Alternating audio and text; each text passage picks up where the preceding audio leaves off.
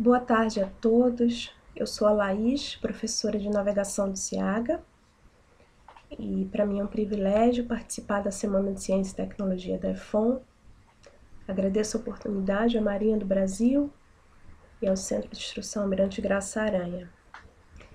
E uma honra também apresentar para vocês um trabalho que foi escrito ali durante os estudos na Escola de Guerra Naval, um artigo escrito por mim e já submetido à revista.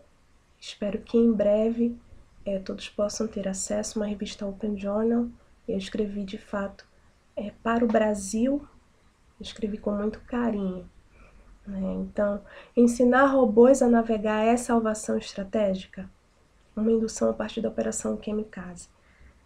A palavra Kamikaze é uma palavra japonesa, ela faz menção a um evento climático que aconteceu no Japão no século XIII, durante a invasão do Império Mongol àquele país. Então, ventos aconteceram ali, tufão, na verdade, um tufão aconteceu ali durante aqueles momentos, exatamente durante os momentos de invasão, e isso foi como uma salvação para os japoneses, daquela invasão mongol ao Japão. Posteriormente, na Segunda Guerra Mundial, os japoneses vão utilizar a expressão kamikaze, eles vão denominar uma operação estratégica militar, num confronto contra os Estados Unidos da América, quando eles precisavam de uma salvação. Então, eles vão utilizar esse termo kamikaze no anseio por uma salvação, e aí a gente vai falar um pouquinho como foi isso aí, como aconteceu também no século XIII, e a gente vai estar falando exatamente sobre a questão estratégica militar e questões de confronto. A minha motivação é justamente analisar a problemática da irrestrição estratégica como alternativa de salvação em confronto. Vamos falar do Império Mongol lá no século XIII, também do confronto da Segunda Guerra Mundial dos japoneses contra os Estados Unidos da América, mas principalmente para analisar a questão da irrestrição estratégica como alternativa de salvação em confronto. Uma vez que nos dias atuais, com a aplicação científica da inteligência artificial para a navegação marítima e também para a estratégia militar, a gente tem aí os sistemas marítimos autônomos, não tripulados, sistemas marítimos não tripulados, sistemas marítimos autônomos, drones, robôs marítimos, são denominações aí possíveis de serem encontradas. E aí a gente tem o problema estratégico do robô.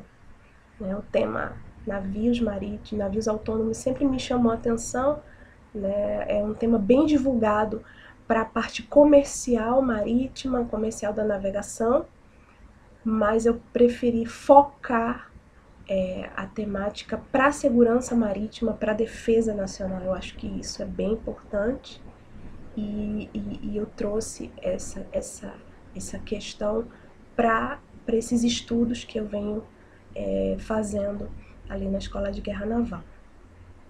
E aí, quando a gente começa a estudar sistemas marítimos, armas robóticas artificialmente inteligentes, a gente vem e cai nesse problema aí da estratégia do robô em situação de confronto, confronto bélico, claro que em métricas de máxima autonomia, porque esses sistemas eles podem ser programados de diversas formas e eles podem estar sendo submetidos a métricas diferenciadas, de autonomia.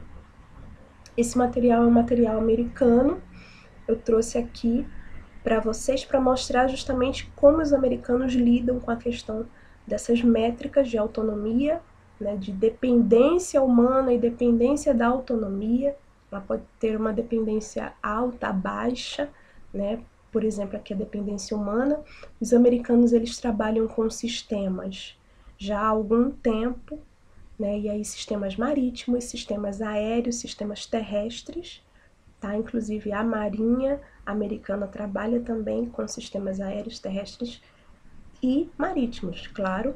E eles trabalham ali, eu acho bem assim interessante esse material, porque eles trabalham com uma autonomia quase independente, né, da questão humana.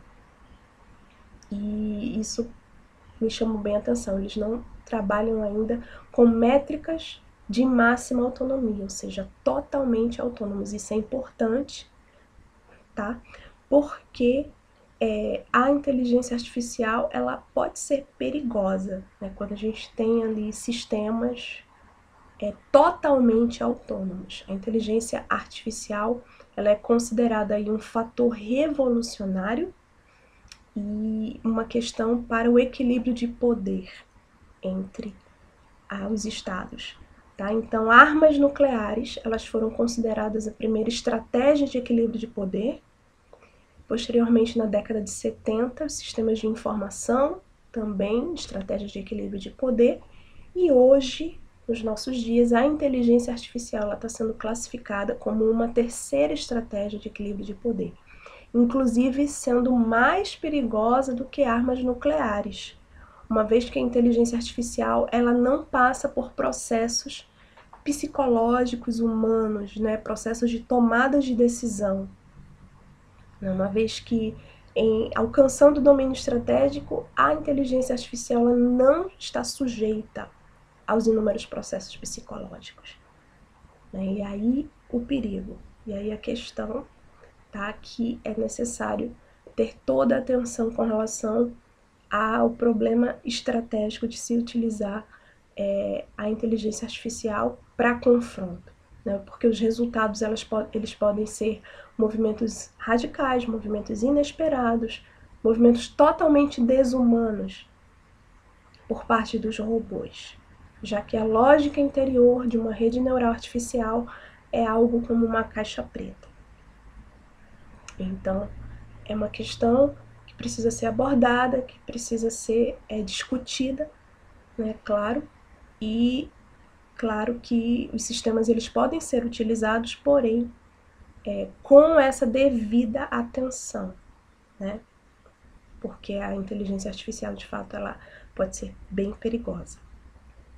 E aí, qual a estratégia para uma nação enfrentar confrontos nessa circunstância, né? Quando não se possui meios, e aí o enfrentamento ele vai ser, né, bem trágico, né?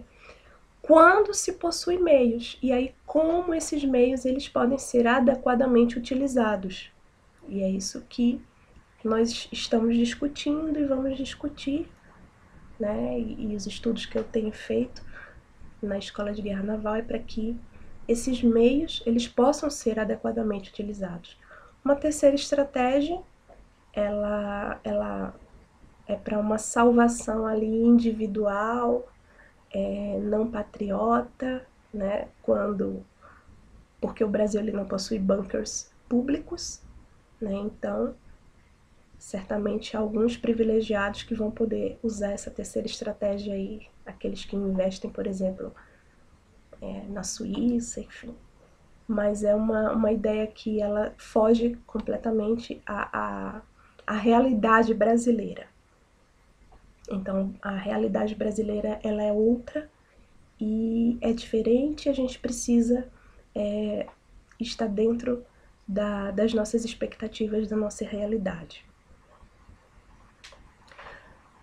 Bom, sobre o Império Mongol, o Império Mongol ele foi assim um império, um maior império que se instalou, né, na Terra em território contínuo, o maior império em território contínuo, em terras conquistadas, foi o Império Mongol. E os mongóis eles eram bem determinados em conquistar, em anexar territórios, e eles souberam fazer isso, né, e durante algum tempo, né, os descendentes do Gengis Khan, né, o Gengis Khan foi o primeiro imperador que ousou agir dessa forma, e eles conquistaram Ásia e Eurásia,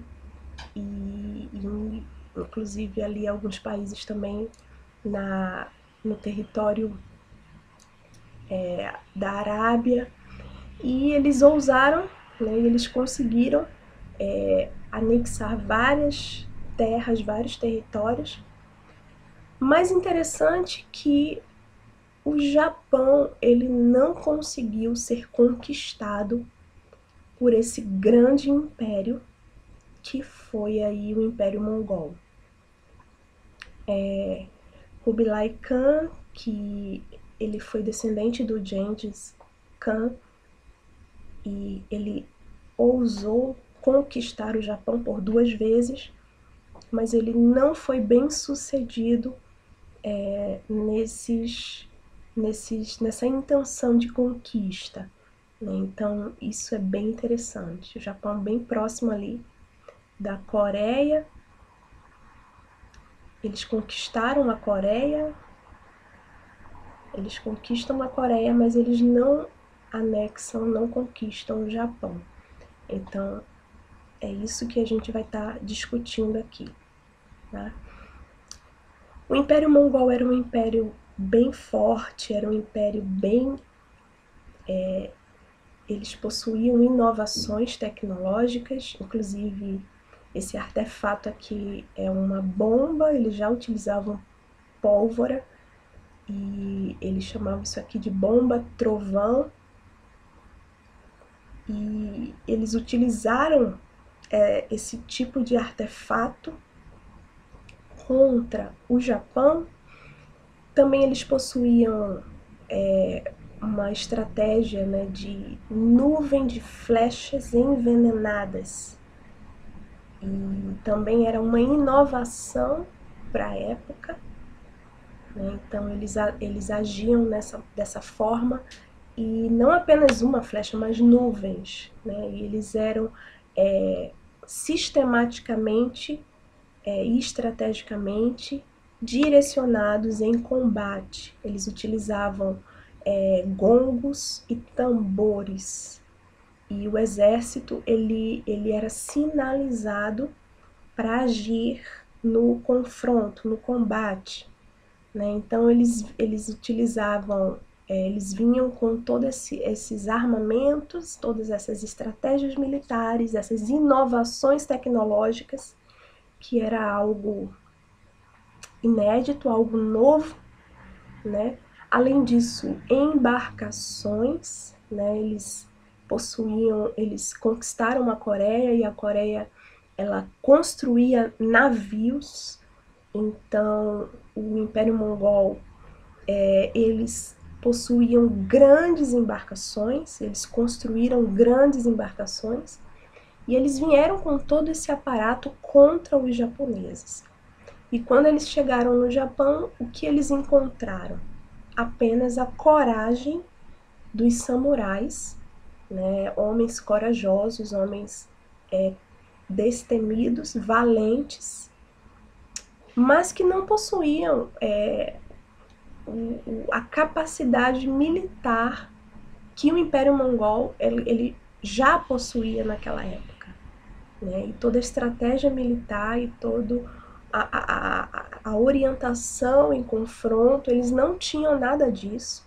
Inclusive a pólvora para os japoneses foi uma surpresa, né? O barulho da pólvora e a mortalidade causada por aqueles artefatos.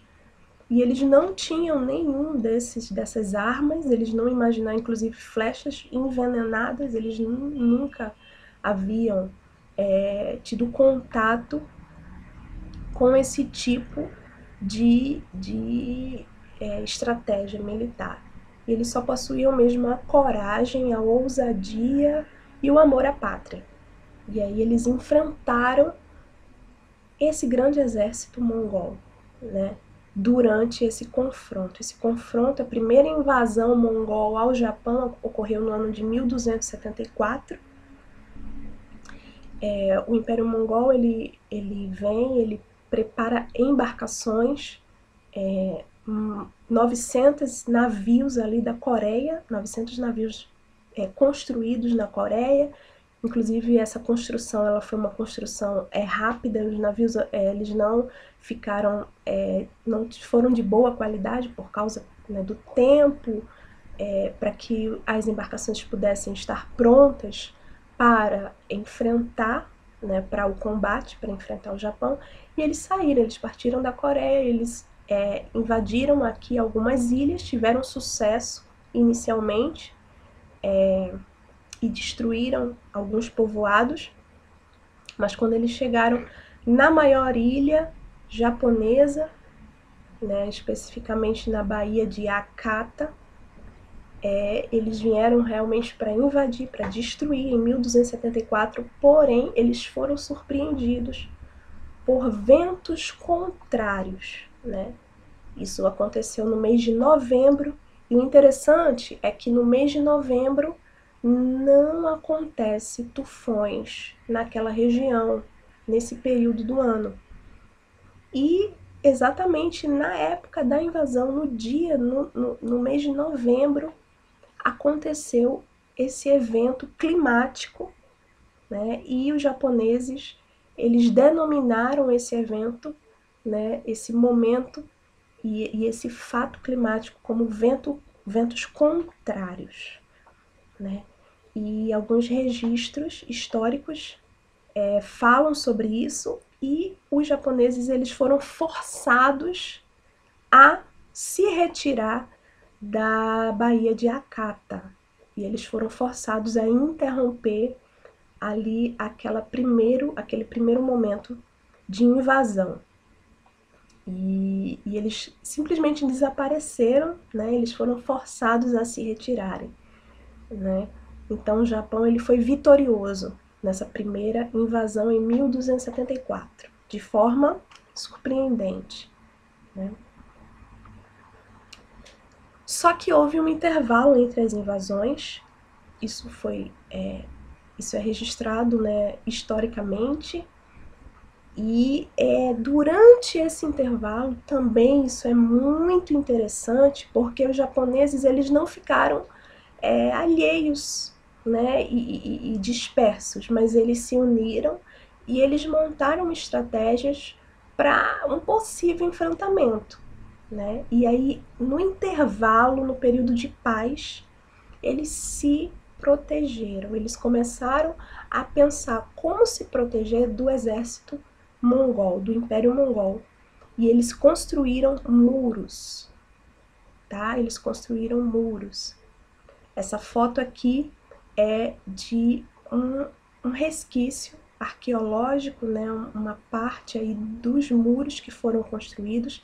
Esse aqui na imagem é o autor do livro que conta essa história, né? Do registro histórico da invasão mongol ao Japão. E esses muros até hoje eles podem ser encontrados, né? Parte desses muros aqui nessa região do Japão. E isso foi muito interessante porque os japoneses eles agiram de alguma forma dentro da expectativa que eles possuíam, dentro da realidade deles, mas eles se planejaram para futuros ataques, né? E isso eu também achei muito interessante, e eu coloquei isso e registrei também em artigo científico. E aí houve, de fato, uma segunda invasão do Império Mongol ao Japão. A segunda invasão aconteceu em 1281, e novamente os mongóis eles eram aliados, né, da Coreia, né, e da China, então eles utilizaram embarcações construídas na Coreia e construídas no sul da China. Ambos, a Coreia e a China já estavam anexados ao Império Mongol, e eles dominavam, né, aquelas regiões e construíram embarcações.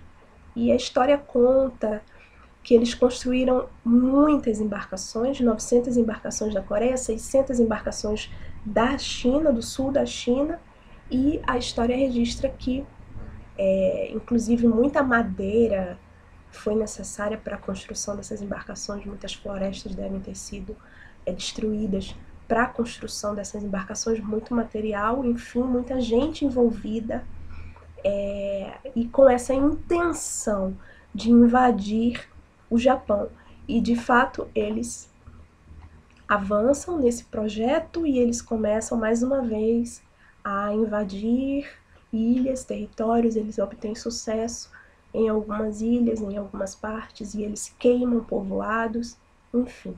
Essa imagem é uma imagem também registrada no livro, que conta a história acerca da invasão, e a gente percebe que o tamanho da embarcação coreana, né, mongol, coreana, chinesa, e o tamanho de embarcações japonesas. Isso é bem interessante.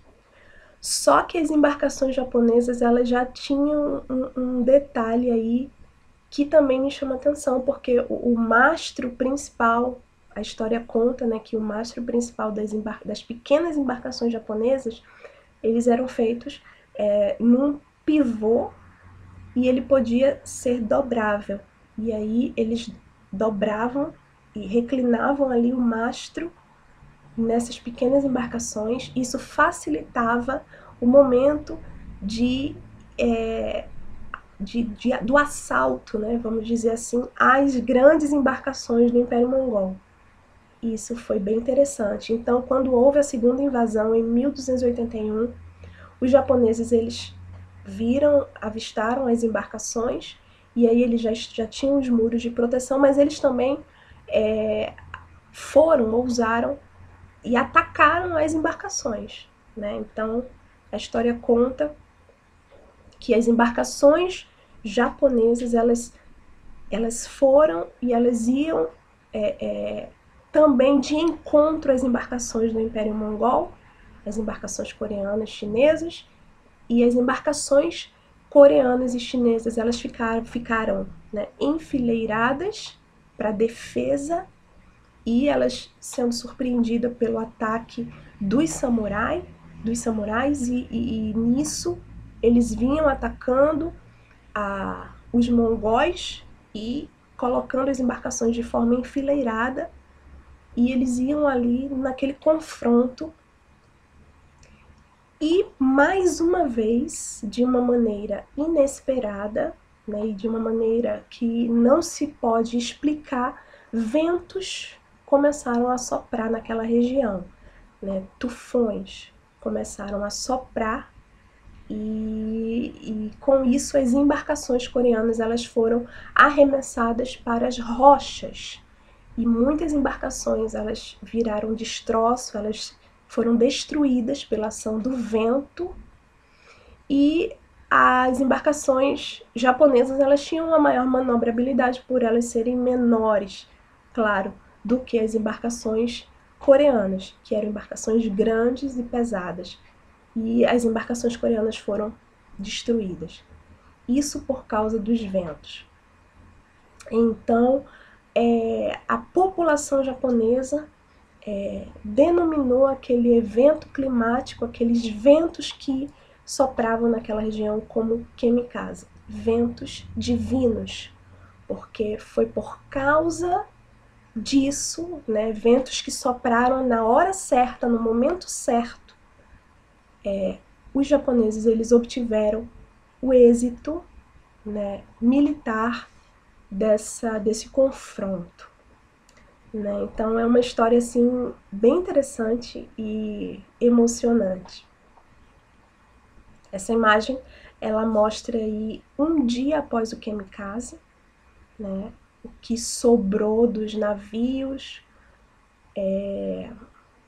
do Império Mongol, e mortos, claro, né?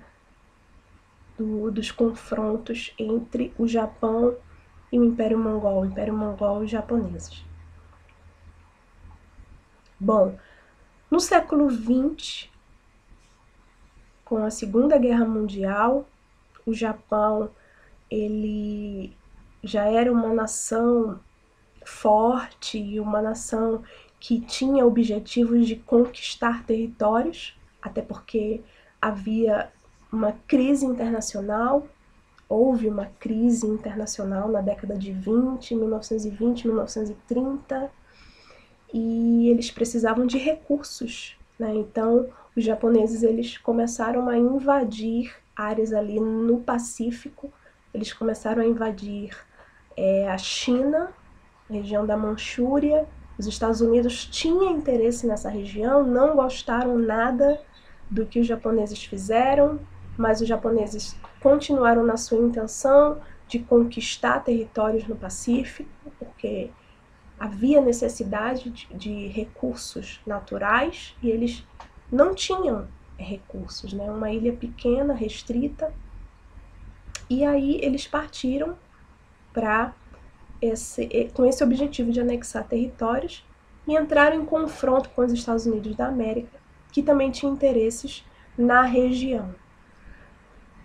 E depois de alguns debates políticos e desacordos políticos, o Japão ele resolveu atacar os Estados Unidos da América. E posteriormente eles até aceitaram que não deveriam ter feito isso, não deveriam ter agido dessa forma, mas eles já tinham de fato atacado os Estados Unidos em Pearl Harbor. A estratégia deles em Pearl Harbor depois foi vista como não sendo bem sucedida, porque eles deixaram ali alvos ainda sem serem atingidos, deixaram também tanques de combustível que não foram atingidos, enfim. Os Estados Unidos se recuperaram do susto em Pearl Harbor e partiram para cima também do Japão, e aí entraram oficialmente na Segunda Guerra Mundial. Esse foi o motivo da entrada dos Estados Unidos na Segunda Guerra Mundial. E os japoneses eles tiveram que continuar atacando os Estados Unidos, né? Só que sem recursos, né? Então eles começaram a inovar de alguma forma, mas as estratégias inovadoras não tiveram sucesso. E por fim, né, em 1944, eles deram início a uma estratégia militar denominada Operação Kamikaze. Foi uma operação considerada irrestrita, uma estratégia de salvação, por isso o nome Kamikaze. Eles queriam uma salvação, só que dessa vez, dessa forma, não era uma salvação divina, mas era algo programado e sistematicamente programado, né, porque eles fizeram uso aí de seres humanos para estarem alcançando seus objetivos militares, né? Então a estratégia ela foi muito criticada, ela é até hoje muito criticada, e o Japão hoje reconhece que não agiu de maneira correta. Ela foi uma estratégia considerada antiética, uma vez que os meios utilizados foram meios não militares ou não tradicionalmente usados em confronto.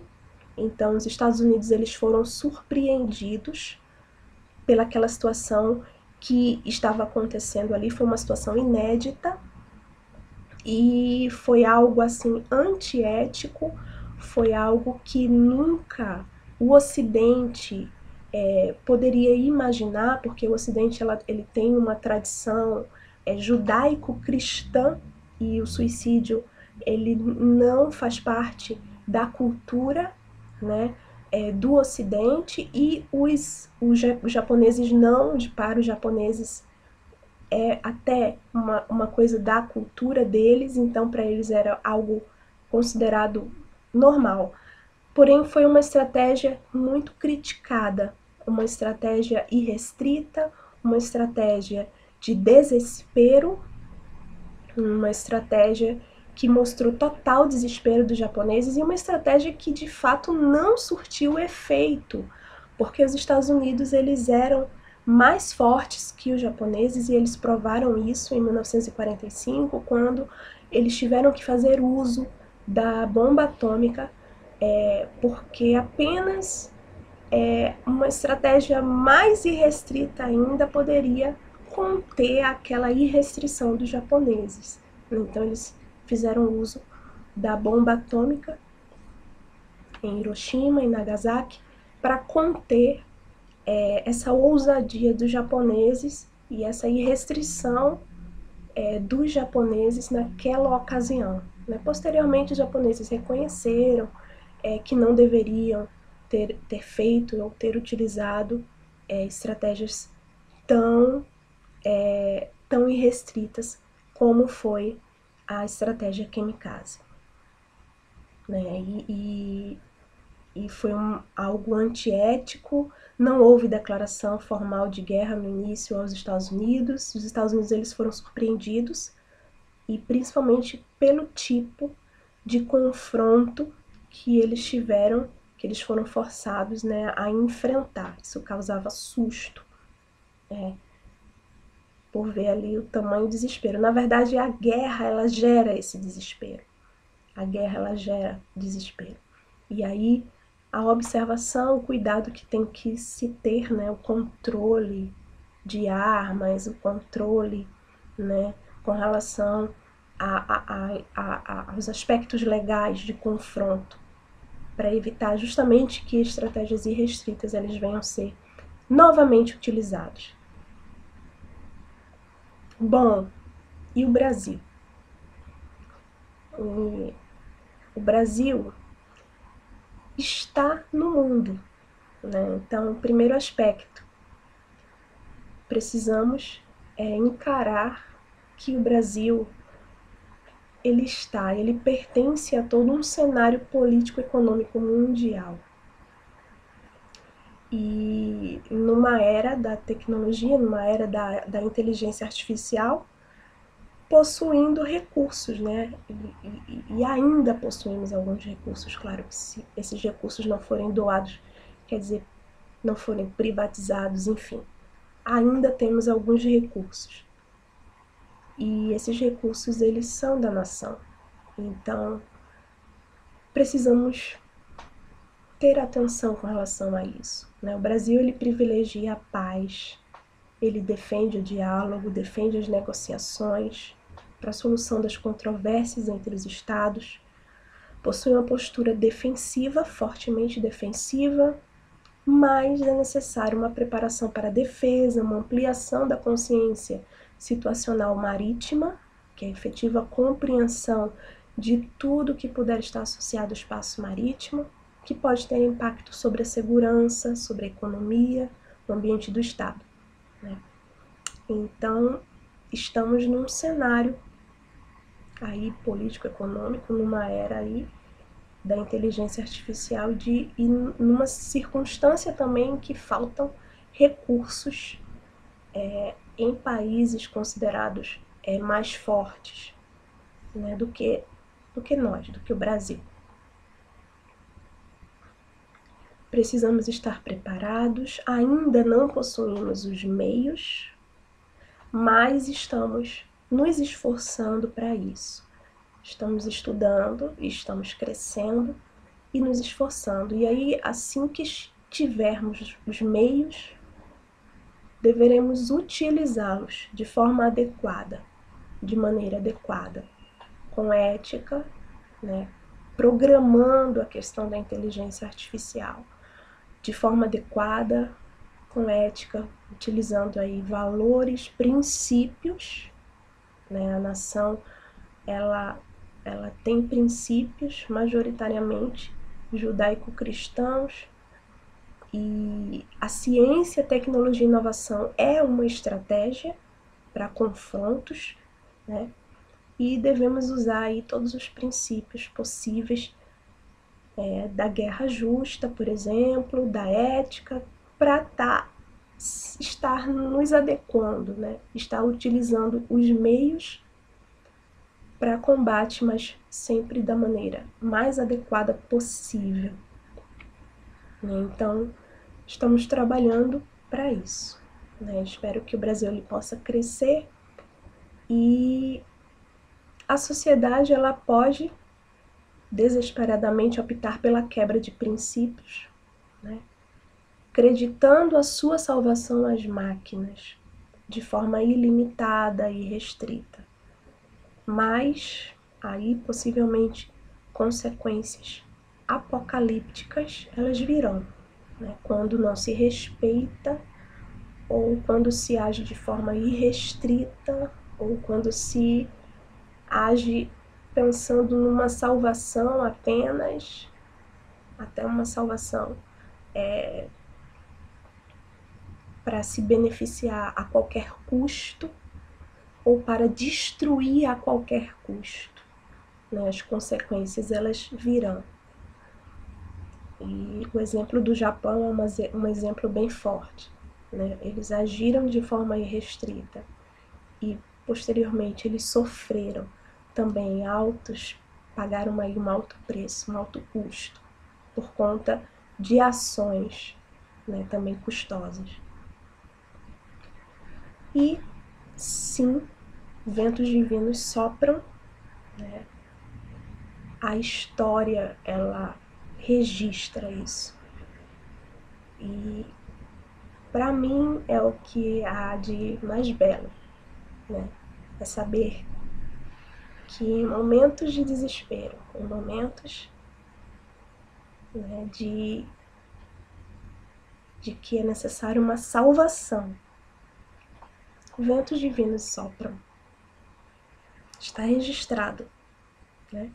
Muito obrigada, eu agradeço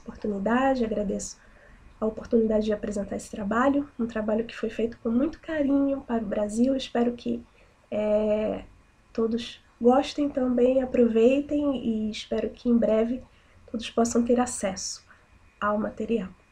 Obrigada, boa tarde a todos.